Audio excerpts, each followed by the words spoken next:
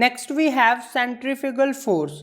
So now let's understand the concept of centrifugal force. Now first see the definition. A force assumed by an observer moving with the body to act on the body in the direction away from the center of circular path. It is called centrifugal force. So now let's understand what is the meaning of this. For example, a boy is rotating a marble or a stone with the thread. So this boy feels two forces on his hand. First, this boy feels a tension is produced in the string, and second force he is feeling that some force is acting on the ball which is taking this ball away from his hand.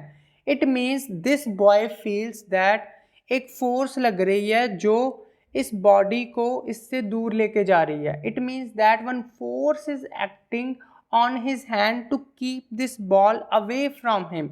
So that force observed by this body which is in the circular motion of this body means it is feeling this circular motion, that force is called centrifugal force. So now again understand the definition. A force assumed, it is not a real force, it is assumed by this person or by an observer who is moving with the body.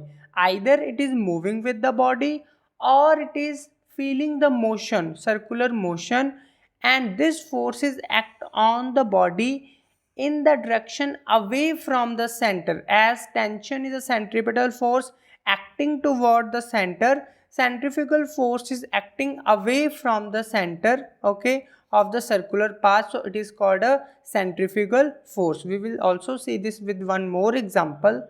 So next point we have, it is not a real force as it is observed by only, it is assumed by the observer who is rotating or who is moving in a circular motion with the body. So it is not a real force, it is a fictitious force. And one more point is that it is not a centrifugal force, is not a force of reaction of centripetal force. We know that according to Newton's third law, there is always a action and reaction pair. To action and reaction, Newton's third law state that to every action there will be equal and opposite reaction. But this centrifugal force is not a reaction of a centripetal force. Why? Because centripetal and centrifugal force is acting on a same body. But according to Newton's third law, action and reaction is not acting on a same body. Okay, so that's why it is not a reaction force.